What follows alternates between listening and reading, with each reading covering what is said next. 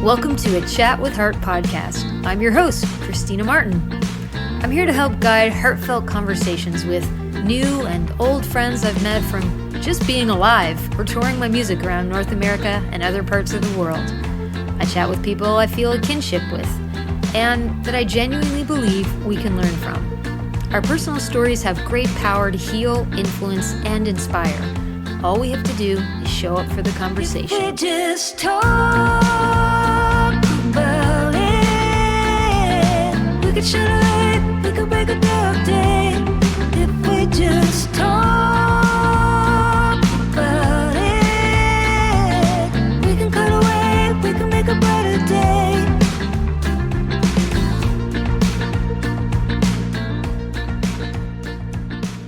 My pen pal Sela in Austin, Texas, released an album in 2003 called Hard Times.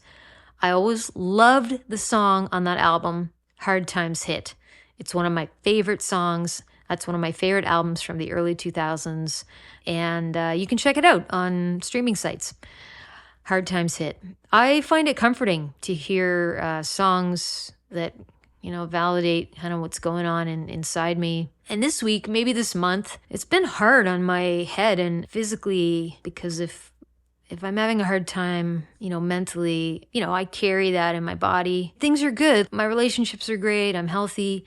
And I have, so much I'm grateful for. But I feel like I'm many months away from launching a new album. And I'm nervous to fuck up the opportunities that I've been given with this album. And I feel pressure because it's taken me so long to launch the album. So there's like a time crunch.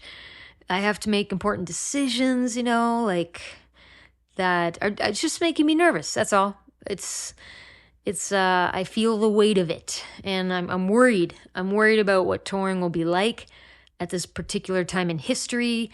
But then I also think it's going to be great. I don't want to worry about it. It just is this thing that I'm dealing with right now. So I just have to work through this. And I am doing that.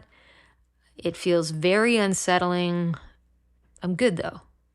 I'm just having days where I feel overwhelmed and more anxious. Who the fuck likes that, right? I'm very hard on myself. Are you hard on yourself? So I talk about hard times with my guests today. But we also talk about good times and things to look forward to and all the fucking work we have to do to try and be a good non-asshole person. Matt Mays is a Canadian rock star. He's won a Juno, which is the equivalent to a Grammy in Canada, and he's won multiple ECMAs and Music Nova Scotia awards. He's a road warrior. And he really has this incredibly devoted and amazing, loyal fan base. He's one of my favorite songwriters. He has a magnetic presence and this ability to bring people together to celebrate life. And you know what? His music and presence makes a lot of people happy. He's the reason I did not quit music in 2007 to become a cruise sales specialist. This is a longer episode, so let's get to it. I hope you enjoy my chat with Matt Mays.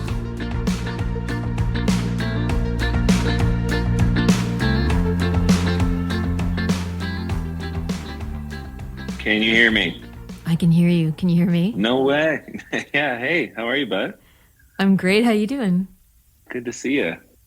Oh, I love your glasses. It's great to see you too. Now I want to put on my dark rim glasses. We could be twinsies. Yeah, the Hanson brothers. I had somebody actually ask me or tell me once that we looked alike. Really? That we looked like we could be brother and sister. Like that we have similar noses and facial, like bone structure, even hair at one point. No way. Well, we got to start a band now. I took it as a huge compliment. Huge. Yeah. Yeah, I'd love to be in a boy band. Growing up, I always, God, we're going to jump right to the topic of gender, but, Sure. which I didn't expect to. But like growing up, I didn't even, I really didn't think in terms of like, I'm a girl and I'm a boy. But if I would have had to choose, I would have thought I definitely want to be one of the boys.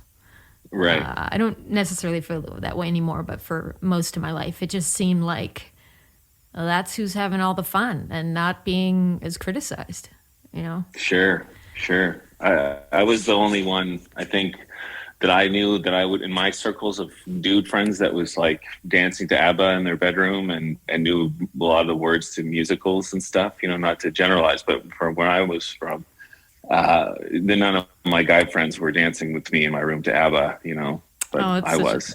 Yeah. that's a shame. You would have fit in great with me and my friend Julie, because that is exactly what we were doing.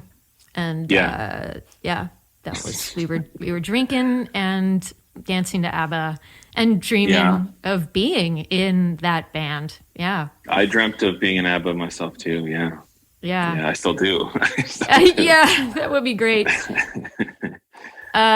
What is your earliest memory of not wanting to be in a band and being like like a rock and roller, but like creating something and being like, oh my God, this was so wow, whatever just happened was magic, and Right. I want more of that, you know? I guess it goes back to even I was in like band in junior high and high school, and I was in like a jazz band, and um, we yeah, it was my first time. I played tenor saxophone for a few years in jazz band, and then I think in grade 12 I did baritone sax, which was super fun because thinking back now, I've got a lot of cool bass lines drilled into my head. Yeah. I got to kind of get used to the low end or whatever, and back in high school doing some pretty awesome, you know, jazz standards on the baritone saxophone. But we also got to do a lot of improvisation, you know, sort of learning scales, and I remember when we kind of got pretty tight as the jazz band, just feeling that, you know, taking a solo, and I was probably just doing like rootinies like I do now, just really bonehead stuff, but just feeling the freedom of it and the whole band behind you really grooving and having your back. I think that's when I first sort of felt it, like, wow, this is really freeing. This is amazing. And not having to read music, which I wasn't very good at, which, you know, my departure into guitar music, I never had to read music or whatever, just maybe charts sometimes. But yeah, and then I think going into learning to play guitar, a different instrument that was just based on memorizing chords, and realizing that my favorite Tom Petty and Neil Young songs were all 3 chords, you know, just like, wow, I can play this. And that was another step of awesome, sort of the freedom of being able to bust open a whole Bob Dylan catalog and learn it within a month, you know, because I was crazed, because I realized how simple it was. And then realizing, wait, these are only 3 chords. I know these 3 chords and it's just words. So, and I got my heart broken in whatever, grade 9 or 10 or something. So then you get those lyrics that start coming to you, and then you already know the 3 chords, and then go, wow, I can actually write my own song. And my songs were just garbage for a long time, you know, just like, you know, I lost all of my demo tapes were auctioned off. I left one of those storage spaces for too long. Oh wow! Yeah. Someone has their hands on your Yeah. very first. There's a lot of garbage songs that people have their hands on somewhere. Yeah, but or they probably just threw them all out. But anyways, yeah, that was it. I think I was kind of off to the races because I had wasn't really good at anything else or good at expressing myself, but music, through playing guitar and singing and lyrically, you could express yourself in sort of 3 different ways all at once. So that was sort of exciting for me, and I haven't really lost that feelings to this day. I try to hope that's my anchor, is that first feeling of excitement and freedom. I kind of keep going back to that. That's awesome. It's important to have that place to just remind yourself, why the fuck do I do this? Because it can get overwhelming, stressful, and you have other people.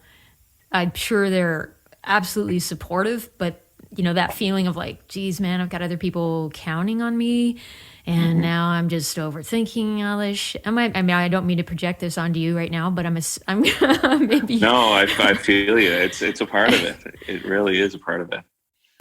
Week to week, month to month, how we feel groundedness or our physical, mental health, which are one and the same, I believe, but just can shift. Like, things can trigger us. How are you doing mentally and physically, like this week? This week, it was I had a really, it's, we can get to this, but, I think that's why I used to drink every day, was to try to even myself out, because I was scared of ups and downs. But I like, it's been so gray here for days and days and days and mild. So it's sort of like we're back in November or something. I can't seem to feel like I'm moving forward. So I had a really weird week where it was one cloudy day and I was just really depressed and couldn't really move and didn't feel creative. And but then the sun came out the next day and I was just like feeling great, and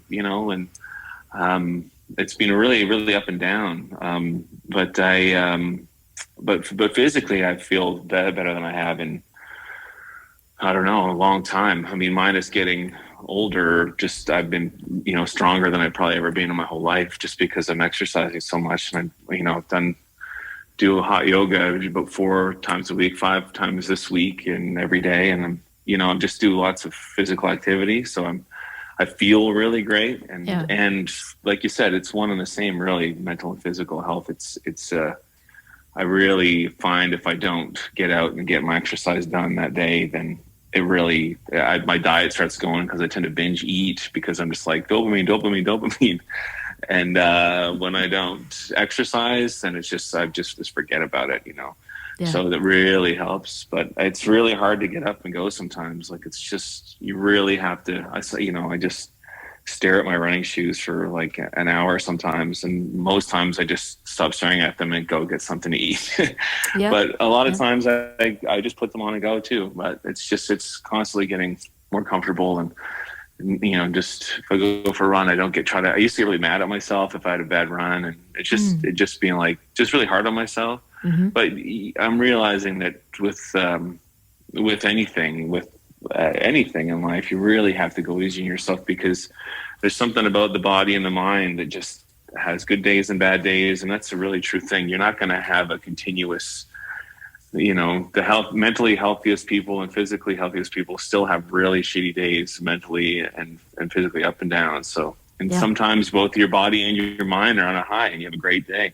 Sometimes one is up and one is down, and then they switch, and then sometimes they're both low. Yeah.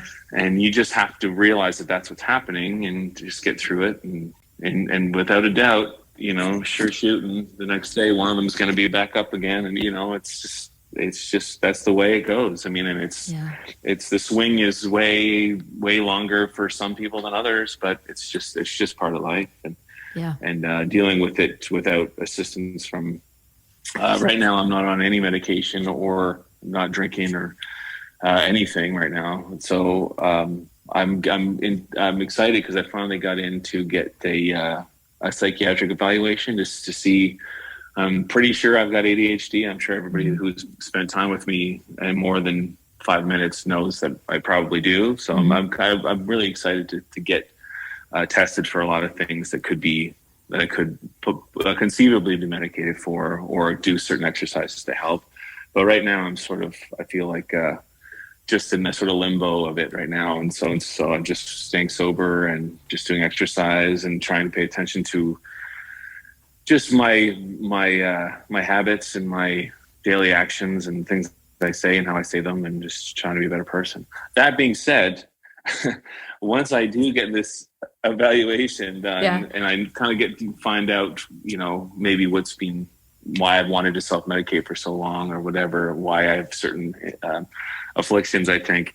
Once I do, I'm really excited to just not dwell on it anymore. It's really easy to dwell on that stuff or use it as a crutch or be like, I can't do that because of that. Yeah. I'm really looking forward to just living life again, and like make music my number one, and self-help's kind of my number one right now, and music's in the back burner, and it's never been on the back burner before. So living a life without putting music first has been really weird for me. Yeah. you Oh know? boy. So I'm Yeah. looking forward to being like, like I love Andrew Huberman. There's a lot of really great podcasts, but all those people are Mm-hmm. insane nerds that go crazy all day long on this stuff. And it can really pull you in because it's like, oh, this guy's going to help me, or this person's going to help me. Yeah. And the only person that's really going to help you is you. So I'm looking forward to just like taking it easy on all the podcasts, the self-help shit, and just being like, let's just like have a nice life and like really try to like, help people and be good to myself and just really enjoy the process of making music and playing music again.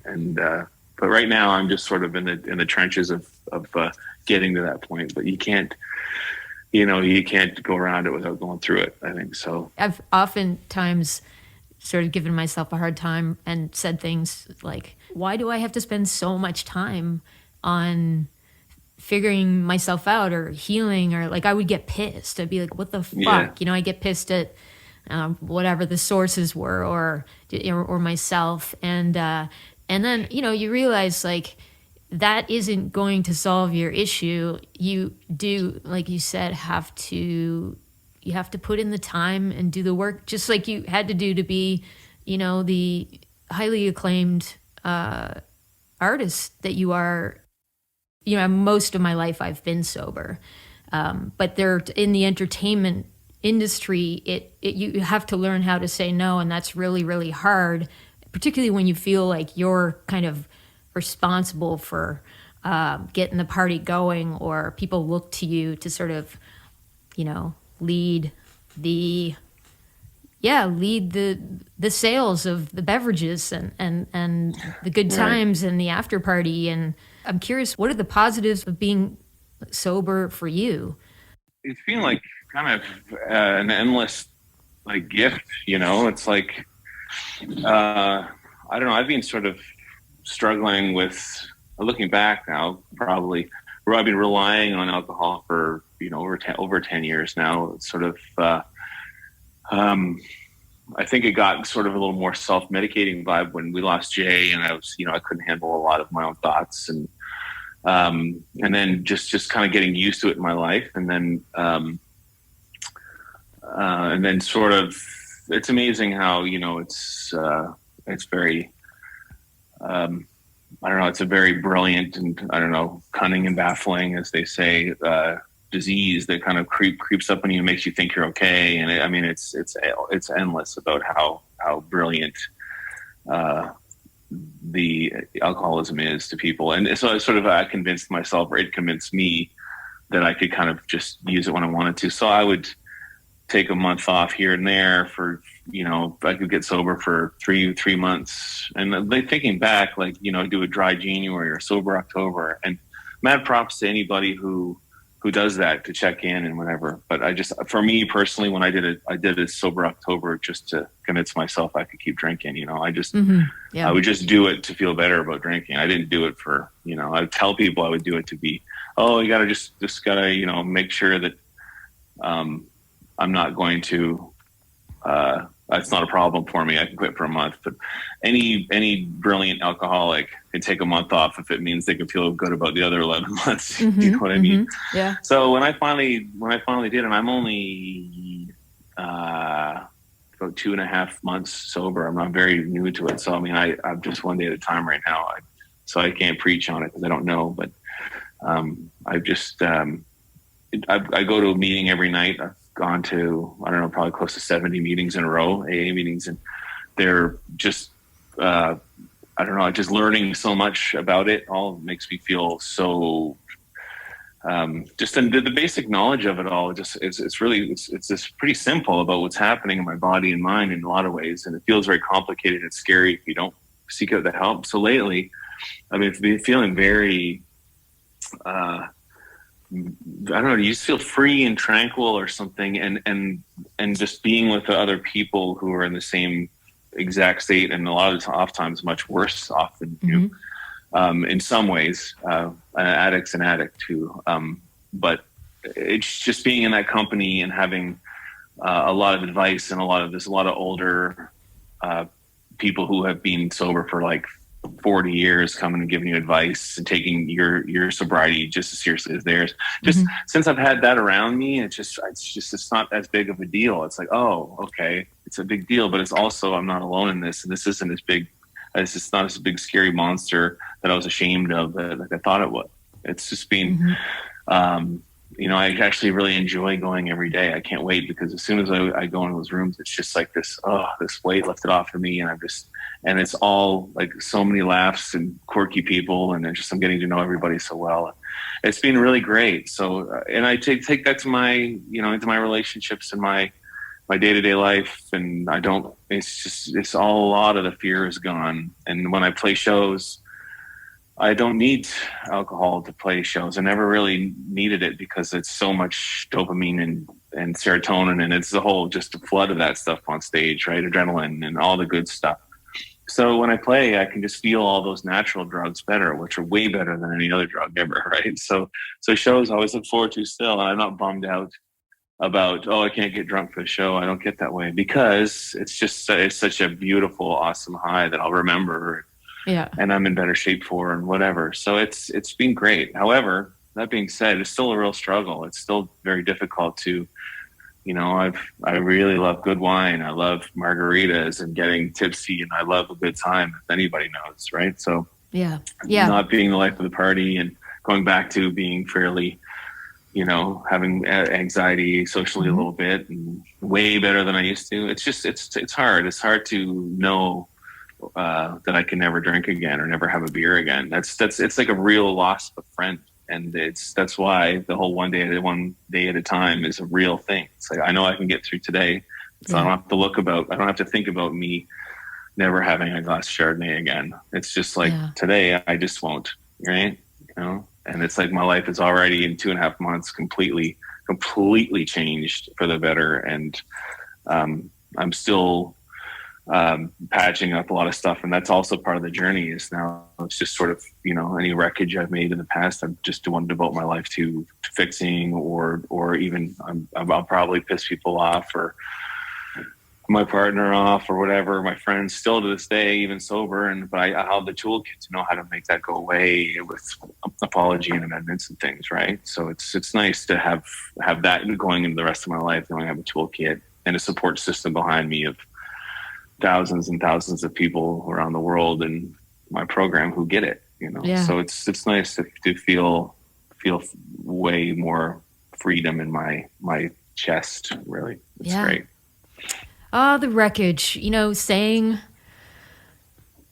you're sorry to someone goes a long way, I think. And if it can't be received, like learning to just be like, you know what, I had to do this for me, fuck it. And, but it's that's really hard for a lot of people to do, and like mean it. And in the programs at the meetings, do y'all have like tips? Because I bet listeners who are like on the fence about going sober, because I mean it's something that so many people I think would like to maybe consider or have considered, but it's just a lot of pressure that I can't go to a party. What am I going to do at a party? Everyone's drinking, and I'll feel like such a bummer. I mean, I went through that. Or, for musicians, like, I mean, I remember doing shows in Europe where I was the one getting everyone, to drink a lot from stage, and taking all the shots they were buying for me from the stage. And then the next time you show up, they are expecting that same experience and camaraderie and that energy. And so I had to really learn, not only how to get up there without doing shots before the show, but how do I tap into like my fun zone, and how do I entertain people? Yeah, how do I entertain people and not drink? And but there's all kinds of like little tips that I've taken into those scenarios. Like when I go to parties, bring my own beverage. For you, it could be pop or whatever. Or like I bring a fancy glass, or ask for a fancy glass, so that I felt like, for me, a lot, like some of it was also that the sexiness of drinking, like martinis and looking sexy, and I don't know, feeling grown up or whatever. Like it was, and if I could find another way to, I had to find another way to feel like I was connecting that didn't Yeah. involve like poisoning myself, because I didn't even like the taste of alcohol. So that was a whole, I feel for, the whole missing of the, like, we're vegan now, and I do miss meat and, just a lot of things that, people say, oh, hardcore vegans, you don't miss anything. I miss a lot of things. I daydream about, eating buckets of chicken wings. Like I just do. Yeah. And Yeah. I Why wouldn't you? I do. mean, that's fair, but you're still making a really amazing moral call too, right? But you're allowed to at least dream about chicken wings, right? I fucking hope You so. know, And those are some you good know, yeah. dreams. Like, Yeah. For but sure. I also dream about, drinking martinis Yeah. and margaritas. Yeah. But I think to me, it's like, you have to take a long, hard look and zoom way out. I think like I've to make a hard call like this, to go from the absolute life of the party to realizing that I don't really want to go to parties. That's like the real me. I don't want to go to a party sober and just make small talk. Maybe I will someday when I'm ready. But if I don't want to, I just don't go. I'm the other day I went out somewhere, and because I was like, before I went, I was like, yeah, I feel like going out. I feel like being chatty. And I was like, wow, this is great. But if I don't, I just don't. I'm just putting my mental health first, and just my anxiety. I just want to keep this tranquility going. And if anything starts messing with it, I just don't do it, or get rid of it, or steer away from it. So it's, after a show, I'll just go back to my hotel room and, watch a movie or something, which is weird for me, but it's also awesome because I get up in the morning and I love mornings. Like at home in Halifax, I surfed every morning. I surfed a bunch and it was great. Normally I would be guilty because I would be up all night. And my best buds are going surfing, and I was just like too hungover to go surfing, and I missed this great, and then it would be like I feel guilty, so I would drink more because I felt guilty, and it was just a horrible, insane cyclical loop. But just love yourself to the point where just look at yourself from outside and be like, do you want this person to get pushed into this uncomfortable place? No, I don't. I love this person. I want them to just be where they feel good, And it's tough because you have people being like, come on, man, or this or that. It's just like, no, just cutting all that out of my life. Anybody who doesn't get it, who's not a real friend, it's just, life's too short. So, I love it. Just simplify, cut all the shit out. Yes, I'm a huge fan. And you may find that you get less and less invitations, and you know what? You get less emails to sort through, and you do maintain the best friends that you've always had, and you'll have new best friends too come along that are on that new path. Like it's really, it's pretty cool and exciting, and I'm getting watery eyed because I'm just really happy for you and excited. Oh, thanks. Yeah. Thank you. Appreciate it. Yeah. One thing too, I guess, as far as anybody in the music business goes, I think schmoozing, I think it can go a long way, but I think the time that I'm going to spend on music and my craft is going to be the time I'm going to miss out on schmoozing. And maybe down the road, I'll be super into schmoozing and going out to see old friends. But I think for now, I think just putting out really quality work the best I can, is going to be better than just staying up all night with, anybody in the record business or whatever, just because I've met a bunch of people at whatever hour in the morning, and we're like, yeah, we should do something together. We should work together. We never do, because everybody's always too hungover. I've always just said, no, I can't do it. I'm not interested. I probably would suck at doing whatever you want me to do with you. So, right. And people stop asking. They will just stop. Yeah, that's it. And then it's probably better if I just call somebody out of the blue, like, do you want to collaborate? They'd probably be like, yeah, because they know that I'm working and I'm taking my job seriously because I'm not pickling my head anymore and sleeping all day. I'm actually working at my art and really hard. And I think that's probably a better way to get ahead in our business, to just, be honest and good and have a working head and working fingers, Yeah, it's definitely about, I think, I shouldn't speak for other people, but I mean, for me, it's about I have this ongoing need to keep working on myself and keeping in check, and then it's about, okay, my work, like what that's it. That's the end of my life. Like I've asked myself this since my father died. I was like, I have to look at the end of my life and ask myself, what do I want to have done more of, or have in my life? You know, do I want to die like my dad, basically alone, nobody around, you know, with nothing, just nothing, like except angst and bitterness? Or do I want to have a rich and fulfilling, you know, meaningful work that, you know, is woven like with like healthy relationships? You can really justify a life like that. You know, you can justify everything that you're doing for that, you know, just your future contentment and happiness. It's like, how could you ever question yourself for all this, anything you're doing for yourself? You know, it's pretty hard to be yeah, no, it is to be pissed off at someone because they're like, I'm actually working on bettering myself and personal growth, and I'm in the middle of a song that's really meaningful. I'm working through some stuff. Yeah, that's it. It's like having it's like you have a really cool car that if you take care of it, it's going to be worth a fortune. Or screw the value of it, it's going to work really great and look really great and keep its integrity and as an amazing vehicle. Or you just drive it into the fucking ground.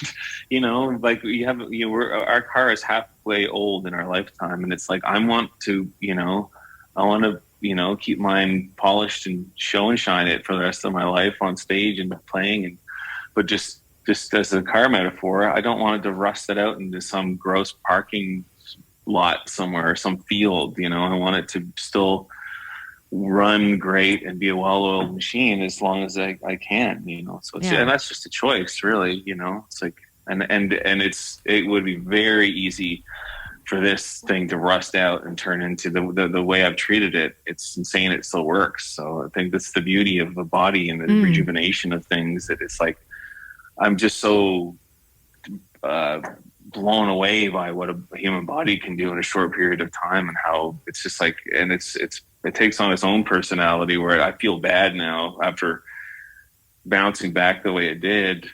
I was like, I can't treat this. If my body's my friend, I can't treat it like like shit anymore. I really want to like baby it and treat it well and keep the fluids in and hydrated, and you know, just going back to the car thing, just keep it really well oiled and working well, because it's treated me so good over the years and it's always been there for me. So it's like for the second half of my life, it's like to keep beating it like an old dog or something. It's really cruel, even though it's my own body. It's just being cruel to yourself. And I don't want to do that to my poor body anymore. Right? I don't want to just pamper it like a dog at a dog show or something. It's a good time to be a musician, I'll say, because of you know, so many more people being like woke to, number one, you know, being able to be upfront and open about what we're all struggling with, and then the ways that, you know, we can get support. And also, I mean, one of the things that for years now, I've insisted on making sure that when I am on a tour, so we'll do like these 3-month stretches in Europe, and I need 3 to 4 days off. And it's in part because I'm also tour managing and doing a lot of things on my own, but I just need it. I can't do, I know a lot of artists do the night after night. I have done that. I don't know how I did it, but I just put my foot down. I was like, and I remember kind of having to prove myself, like in grant applications, the big question was, why are you taking so many days off? And it's a lot easier now to say, like, you know, this is not a vacation. I mean, I enjoy touring, as I think everybody should. I don't think it should be torture for your body. I think that if you're at your best physically and mentally, you know, that then if your purpose is making a connection with your music and having this one-on-one conversation with this unit, the audience, then you're going to do that if you're at your best. And so I've really stuck to that, and it works for me. But sometimes I still feel like, oh, fuck, like I feel so, oh, I'm not tough enough. You know, like I still have those thoughts. Then I just say the other thought, the opposite thought that's more positive, which is, fuck that. You know yourself. You know, you're rewriting, and you're doing that now for yourself, and you're going to have to do it for the rest of your career. Is you rewrite, you set the bar for what you're comfortable with. Well, and the thing is too, I mean, if you look at it practically, you know, a huge majority of the world gets from 5 p.m. to 9 a.m. off every day, you know, like to recalibrate and to hang with their kids or to whatever, go to the gym.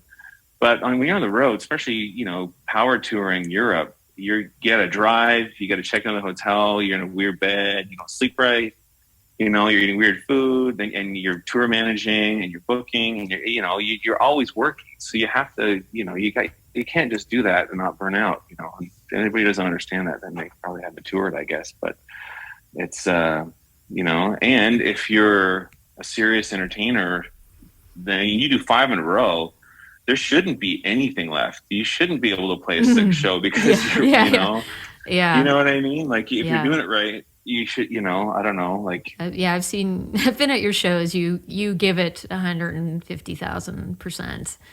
I mean, everybody, you know, but that's that, you know, we're veterans at touring. You and I, we've played and we just, nobody can tell us how you're supposed to feel or what you're supposed to do or how many days you're supposed to take off. You know what I mean? It's like, but they try. They've tried. Yeah, that's it. You know, we're not as malleable as we used to be, I think. No, but I think people are, especially because it's easier for us to honestly just go online and post and bitch about something. Like people are more accountable, and I think everyone's sort of like, I'm going to be a better listener to maybe, you know, my artist or that I'm working with, or because they could really just let the whole world know that I'm an asshole. Right. Nonsense. Okay, I want to try this. I want to shift to now. Don't feel bad if you haven't done any homework on this, but I did go through like. Oh, I did some homework. Oh God, I went through a lot of your songs because I love them, and one of the reasons I love doing this podcast is because I am a workaholic, and I don't always get to talk to the people I love. I don't get to listen to a lot of music because I have sensory sensitivities, and I can't listen to music while I do anything else. Like, right. And I feel you on that one. You know, and so this gives me an opportunity to revisit my friends' music. Sometimes I have guests on. I'll read their whole book, and it's like, it's personal growth stuff for me because when I listen to music, I listen to the lyrics. So anyway, I've pulled out some of your lyrics. You've pulled out, I guess, some of mine. And, well, there's a couple things. And I'm like, okay, well, I'm not actually, some of these lyrics they've triggered things for me. Curious things. And so it might just be that I throw back a question to you or whatever, but sure. Are you ready for this? Yeah. Okay. Yeah. Tall trees hanging over the road. I'm not doing this justice, by the way. Tall trees hanging over the road feels like they're staring me down. It's in the way that they sway, the feeling I get. They just don't want me around.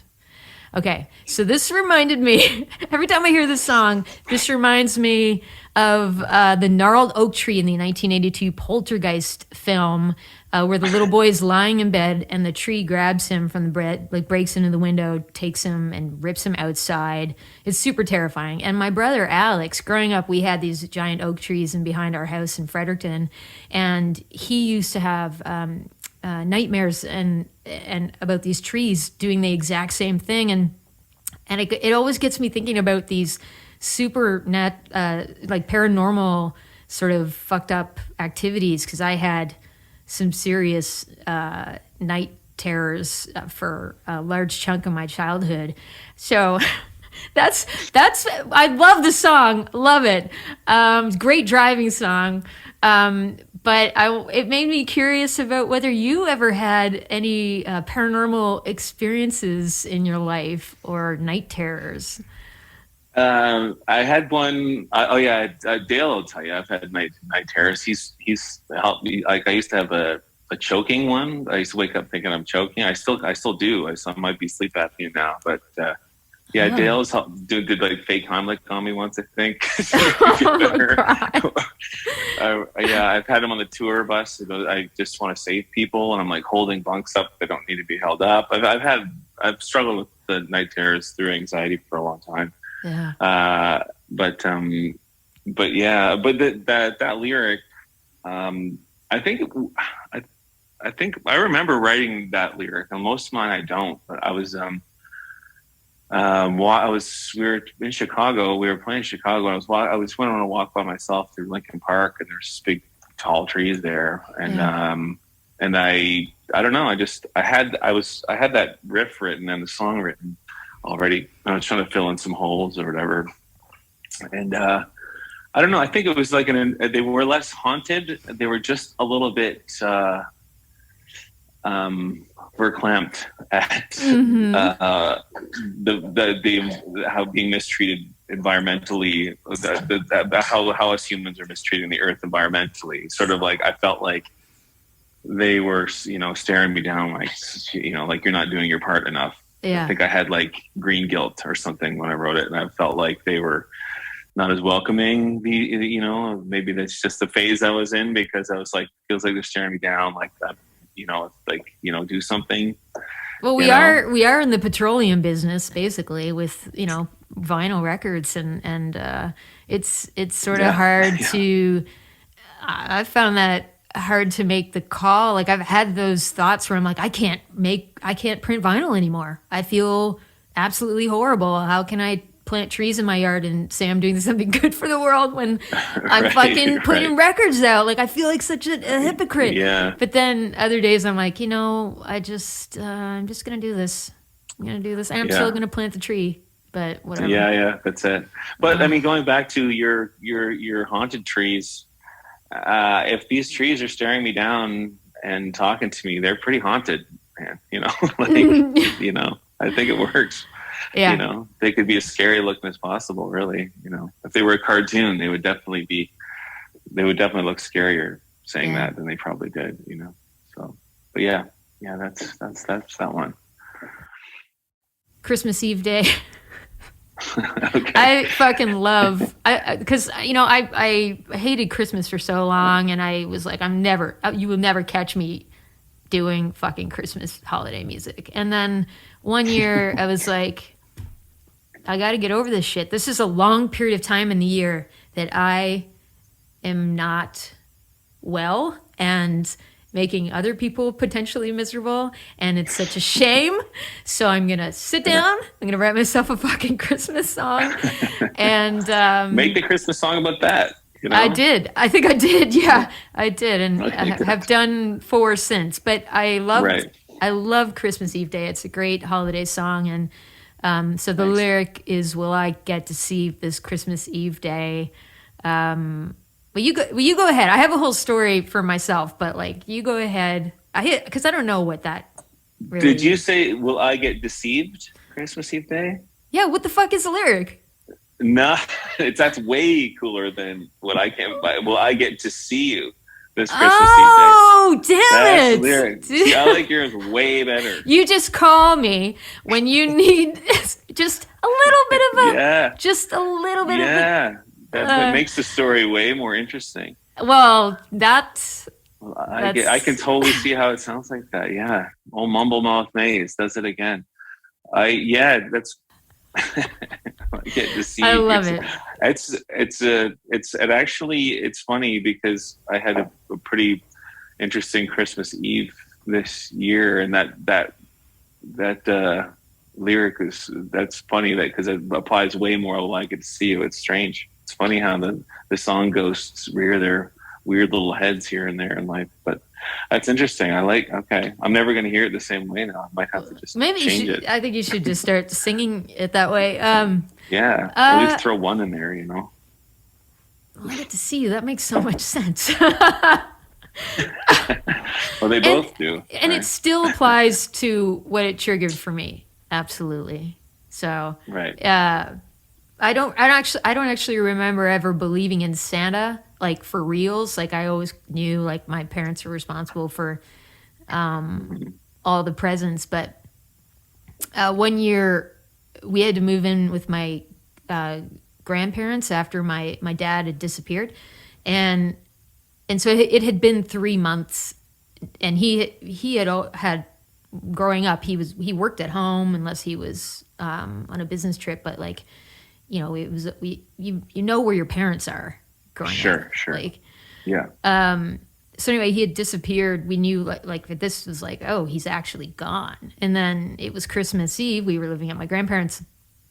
And have you ever done this where you're like, okay, I'm going to make a wish. I'm going to pray to God, or like, you know, ask Santa for something. And if my wish is granted, I will then be a believer.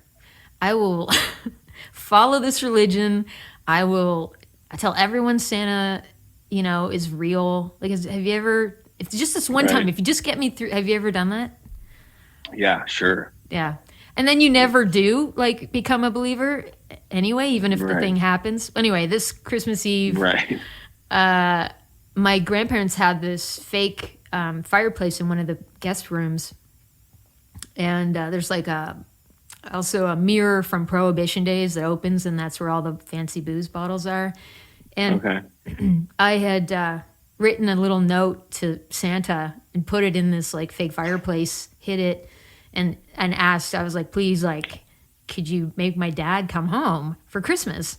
And sure enough, he actually showed up with a big bag of presents, and it's a longer story, but he actually did. So then I was like, oh man, this fucking works. You ask for what you want. But now Santa's real too. That's another, let's not let that slip through the cracks. All right, your turn. Okay, and Impossible to Hold. I like the imagery of watching you from the chandelier. I just picture you just like a gargoyle hanging up from like a chandelier, like watching, like, you know, like hiding up in a chandelier. But I'm almost positive that's not the case. What is right? I mean that song is really about like kind of daydreaming about and being sort of, you're infatuated with this idea of like somebody, or you know, and the song now has a completely different meaning for me because of what happened when I finished, what allowed me to finish writing it, and then two music concerts that one was a Carole King concert that basically gifted me verse 2, and then watching Tom Petty and the Heartbreakers in Hyde Park, London in 2017, and then going home and finishing that record. But before that, about this infatuation over this idea and watching somebody from a distance, and but never, you know, sort of like being able to go in your mind to visit somebody or have an experience, but that you wouldn't actually have to, in order to feel whatever you need to feel to, I don't know, I guess it's about daydreaming, about living another life. And so just because I really love the imagery of just somebody watching from a chandelier. Just say it sounds great phonetically, and it sounds, you know, I like it. It's like classier than fly on a wall. It's more psychedelic or something. Well, it's classier than I'm watching you from behind the trash can in the alleyway, like behind the BFI dumpster, right? Whatever, yeah. Which, you know, if I had written that, then I would be perceived as a little bit of a creepster, I think. Sure. But that's why that's why I like it too. That it doesn't really have a, you know, it's not literal at all. It's a beautiful image, like looking through the beautiful prisms of a chandelier into something you want to see. It's real. I think it's and what I'm lacking in daylight, I'll gain in dreams. And just while we're on that song, I think that's a really beautiful line. I think that's great. I think a lot of people could you can pull a lot from. Really great song lyrics. They're very simple like that, just to read, but it has a lot of depth to it too. You know, a lot of people could copy and paste any of their sort of life to a great line like that. You know. Yeah. Well, thank you. Okay. Trust Life from Once Upon a Hell of a Time. I got to get it wrong before I get it right. First, I'm just going to take very short clips of these. I thought it was going to be the alien hands part. I'm going to say I don't know what that means. Okay. And that's okay. I like that one too. That actually is about living in the U.S. illegally. I was an illegal alien, so that's where that alien hand thing. But I realized people just picture me with these weird, long, gross, sticky alien hands, and it doesn't really. It's kind of a weird way to start an album. I realize that now, but anyway. Yeah. So I'm sorry. Which was it? Get it wrong before you get it right. Yeah, I got to get it wrong before I get it right. Yeah. For me, this was first of all, in Finland. This is a fun fact. They have a day. It's called the Day of Failure, and they encourage everyone to share their biggest and their best failures and what they've learned from that shit, which I think is awesome. So awesome. Yeah. And for me, I just started thinking about some of the, one of the bigger relationships in my life that I walked away from because I couldn't, which was a mistake, but because I couldn't deal with my shit. I didn't know what it was. Right. I wasn't brave enough at the time to go there. So maybe it was brave, to leave. But then on the other side of it, I had to get it wrong before I got it right. If I hadn't have done that, I wouldn't have known what I left. I wouldn't have known what I should be going after again, and I wouldn't have found it again. And so it's just that whole idea of, cutting yourself some slack. We make mistakes, and if you have to make mistakes sometimes to get to the real good stuff in life. Unfortunately, totally. I think that the kind of people who tend to somehow do well or get ahead or whatever just seem to be, they totally normalize failure. That's such a huge part of life, and they just somehow were taught that or just sort of know that failure is a part of success. Anybody there's nobody ever who has ever succeeded greatly who hasn't failed at a lot of stuff, way more stuff than they've succeeded at. We're probably talking 80% failure to 20% success, right? In everything in life, really. It's if you're learning to play guitar, you're going to fail at being good at it for probably 80% of a month. And then for the last 20, you're going to probably be a pretty good little guitar player on playing G and C, but you got to fail to get there. And, I think the society we live in now just puts a nice expensive light show on everybody's successes, while everybody's sort of failing. Even all our heroes or whatever, we only get to see their successes or their these beautiful albums that seem perfect, but all the failures and the shitty songs that they had to write to get those great 10 songs. You know what I mean? We only get to see this stuff, the top 20% of the iceberg, but I think if they put all this expensive lighting rig on everybody's failures and struggles to get that stuff, then we'd all be wow, there's just a lot of sadness and hurt and, being hard on oneself and all the stuff it takes to get something great. I think we should all see that more than we do. I think it's what's wrong with Instagram. Everybody posts their 0.05 best angle of their face on it. I do it. I post only good photos that I think I look good in, ego or selfishly. I don't post anything where I think I look weird or don't like the way I look, or just me taking the trash out. It's I just try to, it's my ego that's posting on that. That's it. Right. So I think, I don't know, that line, it's, you gotta, but going back to that line, as far as being into oneself, it's you have to, I think it was just me telling myself that at the time. I was trying to get through a lot at the point, breakup and Jay and everything, just you gotta, I use this a lot, but you have to sort of, the only way around it is through it, kind of thing, and rolling your sleeves up, but back then I didn't. I thought I was, but I wasn't, because I just kind of was self-medicating and just, I didn't have any direction, and I was just, I was sort of I was in the opposite headspace than I am now. It's kind of interesting, but that line still stays strong. It's like you do have to go through it to get to the, to the better part, the good stuff. Right? Yeah, I was thinking about Jay, obviously, because how could I not, after not having talked to you for so long, and one of the times that I think we were in the same space together where people weren't at a bar was at his wake, funeral, what do you call it, where people go and see the body, celebration of life, and he had a really sexy coffin, I will say. Jay's dad, Jim, who's one of the funniest men of all time, he called the road case to heaven. So we had gone through the line, the line to visit with the family, and we saw Jay, and then we came out, and you were standing there. I think Adam Baldwin was there, and Dale and I, and maybe Phil was there too. And Jim came over, and I had said, or one of us had said, how good Jay looked, and Jim had said, well, something along the lines of, well, he better look good, otherwise might as well throw him in the green bin and drag him out to the side of the road.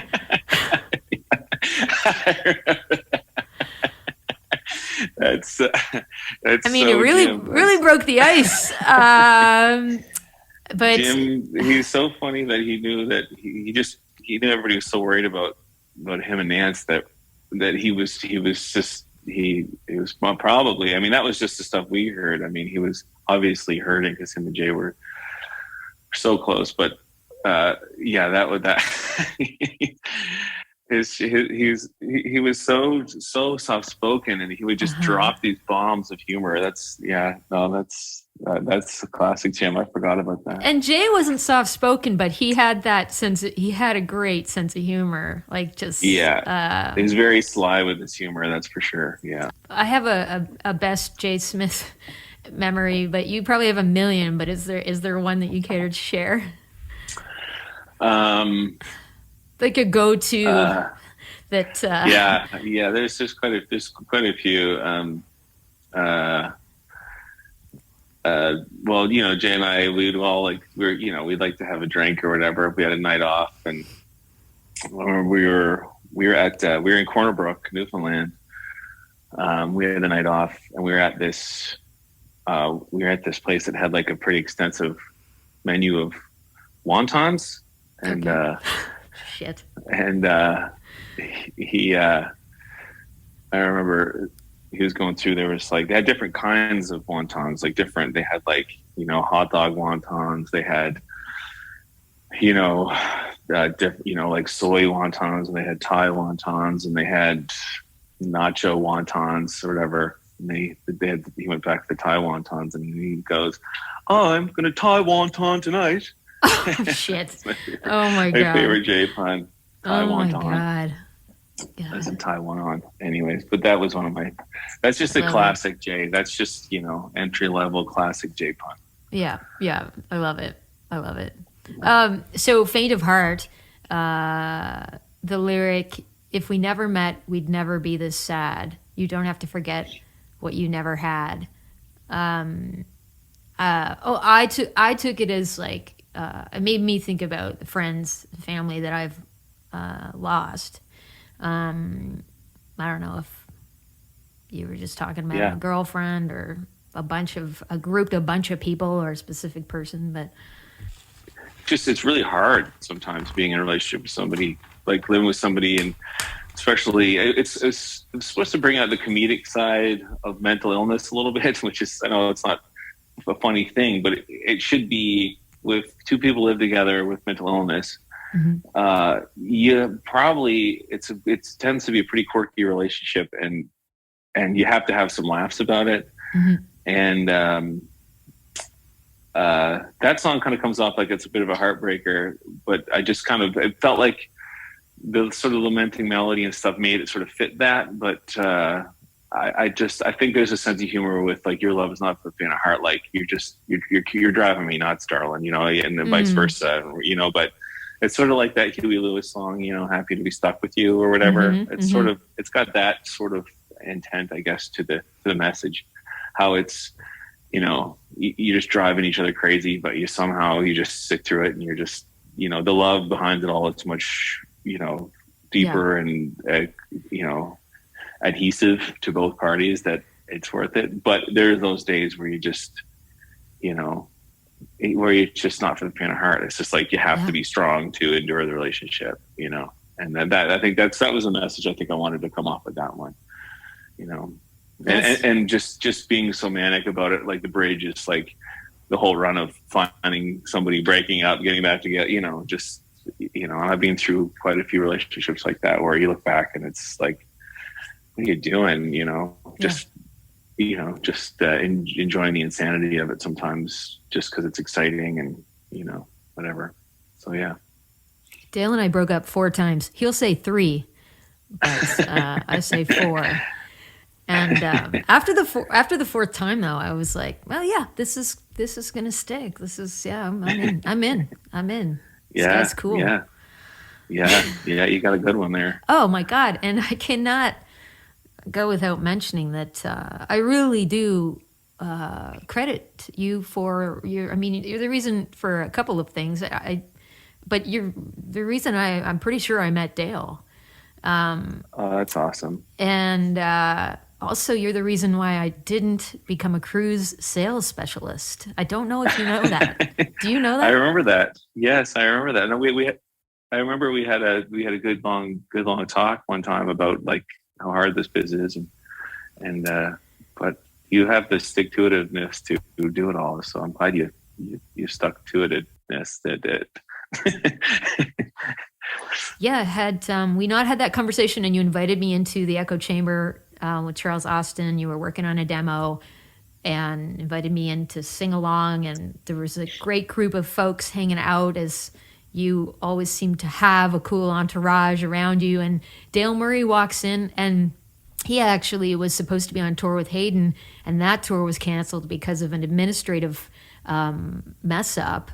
And so he had a day off and came in, and those not just that, Matt. I mean, you've done this for other artists ongoing, is like you gave me you shared your audience with me. I went from playing like to 12 people at Tribeca to then having like, a couple thousand people at the Kennard Center or at the Marquee. And people years later came to shows and said, I came tonight because I saw you open for Matt Mays, or I saw you at the Horseshoe Lounge. And so that's just what we do. Like with people, I've had so many bands do the same for me. And if you're so good at what you do, and your voice and songs need to be heard because they're great, like I wouldn't be anywhere without bands helping me out and taking a chance on me to play. It's just part of the cycle of keeping, because there is a lot of thoughtless, pretty shallow, mediocre music out there, I think, and I'm not judging, but it doesn't make me feel anything. This podcast, we pride ourselves on judging in this podcast. There's a lot of garbage out there right now, and just when somebody like yourself comes along, it's obviously undoubtedly great, and has a insane voice, and there's the songs you and Dale are putting together, even as a dude, you can just do it. You can sing it a cappella, and it would be super amazing and kick the shit out of most stuff, right? So it's like that needs to be heard, and it's just, if I can help at all, I will, and I know you do the same for me, and that's just, we all stick together, right? Because I think very few of us who work as hard on it as we do, and we have a lot of friends that do as well, that have done well, and some that had to give up for something else or whatever. But it's a shame when anybody who's great has to fade away because of money or whatever. But this day and age is tough for young artists too. We don't have to get into that, but for people starting, it's tough. You know? Let's definitely let the young ones know how fucking hard it is. I mean, I don't know how I would have gotten through it had I not made sure to, have good people around me. And that's meant I've had to not work with certain people and turn things down because I had to trust my gut. And having, I will say, like having my best friend, and as you know, having your best friends with you when you're touring means so much. Like, it's good to do stuff solo as well and be on your own. But like, I don't know. You have to do whatever it takes to protect the song and the music, if it's not working out right or something, there's a disturbance in the forest. It's not personal because it's for the better of the song, you know what I mean? It's or the better of the group, I've had to fire people from my band, and I've been fired from bands, and I just it's looking as I age, I really, it's all about what's right for the music, because it's the music and that's the healing thing. It's not the artist, the music's healing. So that's what has to be viciously protected, right? At any cost. So, it's I think that maybe I'm getting older and crusty, but I feel like that's people are missing that. A lot of bands that are younger that I like haven't lost sight of how important the song is, but I feel like there's a lot that I don't hear that insane protection of the song. They're just I don't know. I feel like it's sort of full of holes or something like that. It's like a bad script, I feel like the songs used to really hold a lot of water, and now I feel like the life and death when now it should be what's going on in the world, and it should be more vicious than ever, and the songs should be better than they've ever been.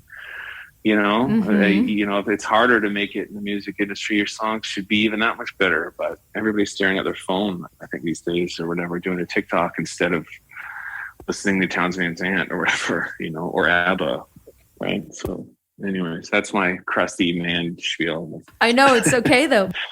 And another thing. I'd never heard of, singer-songwriters, like growing up in New Brunswick listening to country radio, whatever was popular country music at the time. And not that it was bad, it's just that it wasn't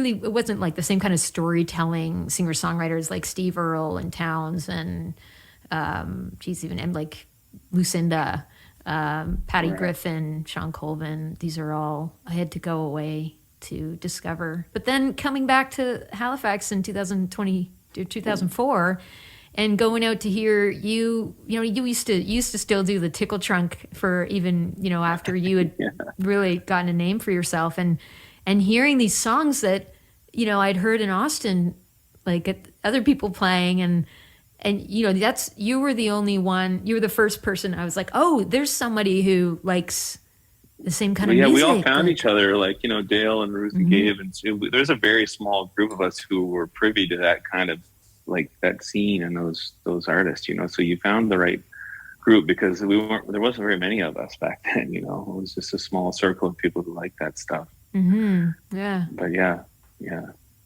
are the days. Tickle trunk. I used to go and I would just go and hang out for hours and just like maybe have a beer, whatever, and then drive home back to Dartmouth to me and Dale's place. I was just totally in control. I just wanted to play every open mic. I'm so really proud of my past self for having that work ethic, and I didn't seem to have any kind of anxiety or social anxiety back then. I was just, had a certain inner confidence that I don't know, I would kind of kill to have now. But, there's an unlearning that we have to do as adults, and I think I'm absolutely 100% confident that you're going to get back to it, and that is what you want to do. Like I've gotten back to it for myself, but it's alarming how much work it took. Unlearning, I like that. Yeah. I booked myself a trip to Austin for 2 weeks by myself to get back to reconnected with the source. Like I used to go out by myself, listen to dance, to listen to music, and I loved it because I could just come and go whenever I wanted, and there was no distractions because it was just I wouldn't even go out with friends. I mean, I'd meet friends eventually, and then your life gets busy and whatever. But initially, when I was traveling alone, it's like I was really listening to the music. Then I would go and write, and like it goes back to the importance of like artist dates with yourself, and if I think you could build it into your sobriety as part of your routine, really. Like yeah, I like that. Yeah, because I know that guy with all the sort of the hope and the excitement and the wonderment and all of that is still in there. You know what I mean? It's just I don't want to be crusty and jaded. I don't want to be that guy, that kid with just an older body and a lot more wisdom. It's a good combination, you know. Yeah, you're just healing. Like it's just you're still. I mean, it's hard to understand this, but from what I can see, is you're still burnt out. Like. Yeah. Oh, yeah. You know, like. So it's gonna take more than 2 months. You look great, but like I'm just saying, as someone who can look, can appear to be good and healthy and look great, all on the inside, your body's still like holding on to a lot of shit.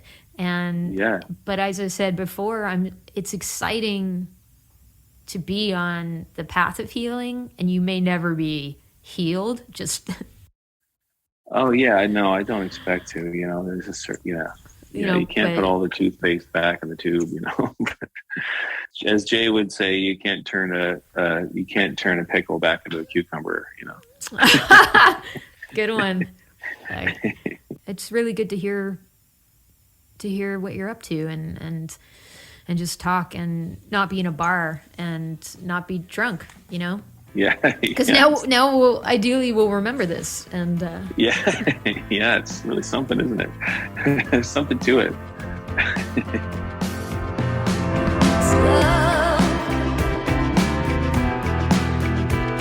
I don't want to say goodbye to you. Oh, I don't want to say goodbye to you. Welcome to the Heartbeat Hotline, 1-902-669-4769. I'm the host of A Chat with Heart podcast, Christina Martin, and I'm so excited you called. Leave me your question, a suggestion for the podcast, or a comment about this episode. Please be aware your message may be used on the podcast and social media. Tell me your name, where you're calling from, and it's also fine if you want to remain anonymous. Thanks for listening. Have a great fucking day. I would like to order a pizza, just cheese, no bread, some hamburger pieces, some, like, bread toppings, and, yeah, I'm calling from my teddy bear, and, yeah, okay, bye-bye. Thanks for listening to A Chat with Heart podcast, produced and written by me, Christina Martin, and co-produced and engineered by Dale Murray. Check out Dale's website, dalemurray.ca. The podcast theme song, Talk About It, and I Don't Want to Say Goodbye to You were written by me and recorded by Dale Murray. You can find my music on Bandcamp and all the places you stream music. Visit my Patreon page to become a monthly or yearly supporter of this podcast and my music endeavors. If you're new to Patreon, it's a membership platform that helps creators get paid. Sign up at patreon.com/Christina Martin. I would love it if you had time to share, rate, leave a review, and subscribe to A Chat with Heart on all the places you listen to podcasts.